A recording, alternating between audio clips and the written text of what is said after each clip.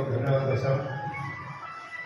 सबसे पहले आज नवगढ़ पंचायत समिति के अंदर स्थित सैनिक भवन में हमारे परम आदरणीय स्वर्गीय सुखदेव रामेश्वर दास जी की जो पुण्यतिथि है, इस अवसर पर उनको श्रद्धासुमन अर्पित करता हूँ, श्रद्धांजलि अर्पित करता हूँ। साथ ही पूरे खानिया परिवार को धन्यवाद देता हूँ कि अपने बुजुर्गों की याद में इस तरीके के आयोजन करके आज सभी लोगों को एक जगह एकत्रित किया है और हम सबका इनका सम्मान किया। मैं चाहूँगा सभी लोग एक बार खानिया परिवार में तालियां बजाकर उनका सम्मान करें। इस कार्यक्रम के मुख्य अतिथि हमारे बीच पधारे झुंझुनू से गीतांजलि ज्वेलर के डायरेक्टर, मानो या कौन से पद होते हैं वो मुझे ज़्यादा समझते हैं।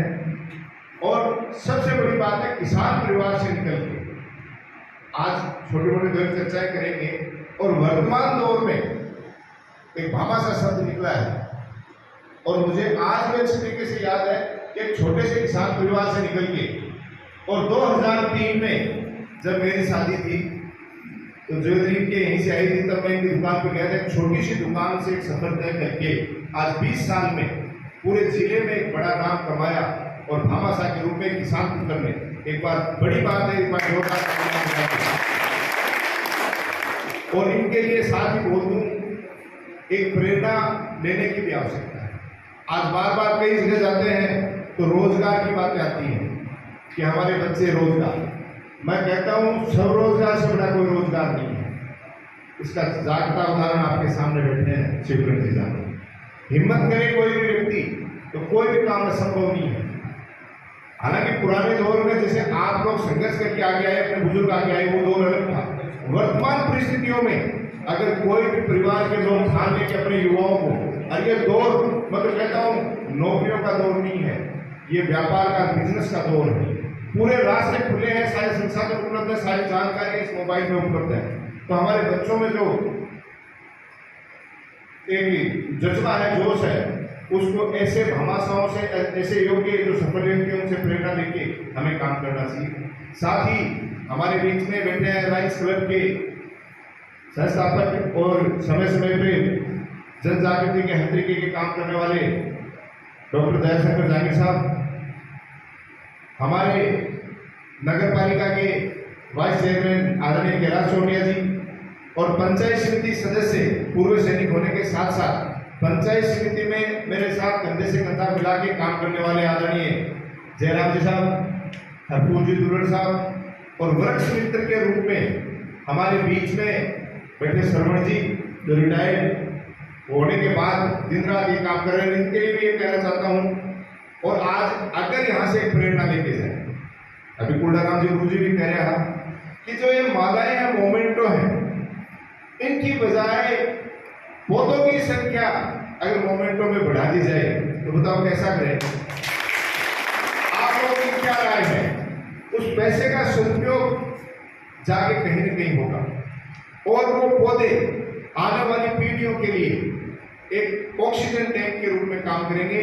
ये छोटी छोटी चीजें हैं, अगर इन पे आम आदमी ध्यान देने लग जाए तो ये बहुत बड़ी क्रांति का रूप ले लेते हैं। और इतिहास सब जानते हैं कि कोई भी बड़ी क्रांति हुई है किसी भी फील्ड में, वो छोटे से शुरुआत होती है और वो बाद में बहुत बड़ा रूप ले लेती है। इसी कड़ी में हमारे बीच में हमारे पूर्व रसद अधिकारी जो नजदीक के गांव घोड़ेवाला से हमारे बीच में आते हैं, आदरणीय सुभाष सिखालिया साहब बैठे हैं, सम्मानित पंच, और यहाँ मेरे सामने उपस्थित मेरे पिता तुल्य बुजुर्गों, युवा साथियों, माताओं बहनों।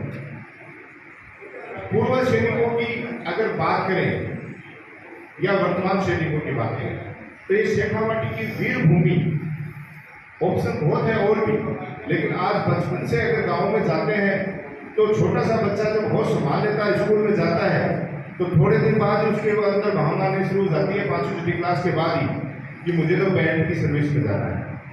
चाहे वो नेवी में जाए, चाहे एयरफोर्स में जाए, चाहे थल सेना में जाए, चाहे पुलिस की नौकरी में जाए। ये हमारी जो पूर्वज थे, आप देख लो, चाहे आज़ादी की लड़ाई की बात हो, चाहे राजा महाराजाओं की सेना के समय की बात हो, इस मिट्टी में ये जोश और जज्बा है कि यहाँ के बच्चों में एक ये रहता है जज्बा कि हम ज़्यादा से ज़्यादा फौज की सेवाओं में जाएं, देश की सेवा करें। ये सारी चीजें और आज वर्तमान पीढ़ी भी हमेशा एक इच्छा रहती है कि हमारे जितने भी शहीद हैं, आज से शहीदों की बात करें, से सैनिकों की बात करें, हमारा झुंझुनू जिला पूरे राजस्थान में नहीं पूरे हिंदुस्तान में आज एक नंबर पे आता है। ये सारी चीजें और आज वर्तमान पीढ़ी भी हमेशा एक इच्छा रहती है कि हमारे जितने भी शहीद हैं, आज से शहीदों की बात करें, से सैनिकों की बात करें, हमारा झुंझुनू जिला पूरे राजस्थान में नहीं पूरे हिंदुस्तान में आज एक नंबर पे आता है। अब मैं बात करूं मेरे हिसाब से जिले के लेवल पे बात करूं तो विश्व लेवल की भी आप बात ऐसा अपन कर सकते हैं। हालांकि इतना बड़ा ब्रॉड नॉलेज मेरे को है नहीं, देश लेवल की तो बात में, लेकिन लगता है कि ऐसा हो नहीं सकता कि इतने हर घर में हर गांव में कहीं भी जाते हैं तो गांव का जो स्वागत द्वार है, गांव का मुख्य एंट्रेंस है, वहां एक शहीद खड़ा है। और मैंने खुद ने महसूस किया है कि आज जैसे मैं झुंझुनू से आता हूँ, बिहार में या अपने नौगढ़ में घुसते हमारे वीर शहीदों की जो मूर्तियां आती हैं उनको नमन करके आते हैं, कोई उनसे इच्छा करके आते हैं, उनको धोख लगा के आते हैं। मैं तो कहता हूँ मेरी तो पूरी हो है, क्योंकि ये वो लोग हैं आज भगवान किसने देखा है। ये एक हमारा कॉन्फिडेंस लेवल बढ़ाने के लिए एक वो अदृश्य शक्तियां हैं जो हमारा वो विश्वास कायम करती हैं। इनको तो सबने देखा है जिन्होंने अपने प्राणों की आहुति देश सेवा में, देश की रक्षा में, जिसकी वजह से आज हम सब लोग अमन चैन से बैठे हैं, सबके सामने अपने प्राणों की आहुति दी है। तो ऐसे लोगों के लिए हमेशा तत्पर रहने की हमारी पूरी टीम की रहती है। आप सबको पता है, जमीन की बात करें आपको सब जगह सुनने को मिलता है कि नवलगढ़ में जमीन नहीं है सरकारी कामों के लिए, रोजाना सुनने को मिलता है। लेकिन नवलगढ़ पंचायत समिति ने क्योंकि पूर्व सैनिकों की बात को, पीड़ा को समझा था और उस समय भी ये हॉल के लिए जितनी भी जगह उस समय रिकमेंड की गई उस समय अलॉट कर दी थी। आगे भी मैं तो अभी साहब से डिस्कस कर रहा था कि आपने इतना शानदार हॉल बना रखा है, आज सरकारी जो भी पैसा है आज पंचायत समिति लेवल से अगर हमारे अधिकार क्षेत्र में है तो आपके लिए कलम खुली है, कहीं दिक्कत नहीं है। अगर एमएलए रेट या एमपी रेट का पैसा लग सकता है तो आपका हक है, आपको लगवाना चाहिए और इतना बड़ा हॉल ऊपर बनना चाहिए।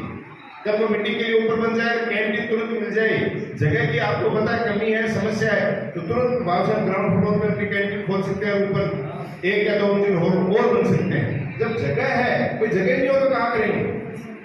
और अभी कैलाश ने जैसे कहा कि वो व्यवस्थाएं भी नहीं बैठती हैं, तो मैं तो कहता हूँ कि पर्सनल अपनी जेब से भी अगर कोई सेवा के लिए जरूरत पड़े तो हम लोग हमारी श्रद्धा अनुसार आपका जैसा आगे बढ़े, क्योंकि ये वो चीजें हैं जो आप लोगों ने सेवा दी थी, लेकिन ये पीढ़ी दर पीढ़ी चलने वाला काम है।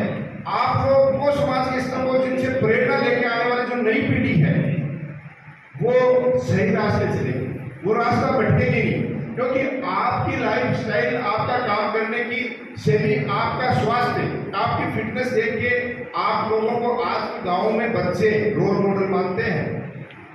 अब देखो अपवाद है गाँव में, लेकिन वो बच्चे आप लोगों को रोल मॉडल मानते हुए तो कहते हैं कि मैं भी फौज में जाऊंगा, मैं भी सेवा में जाऊंगा, ताकि सेवा भी कर सका, देशभक्ति भी कर सका, फिट भी रह सका और एक सभ्य समाज। क्योंकि आज समाज में आप सबको पता है कि एक पूर्व सैनिक या फौजी की कहीं भी बात आती है तो आंख बंद के कोई भी व्यक्ति विश्वास कर लेता है।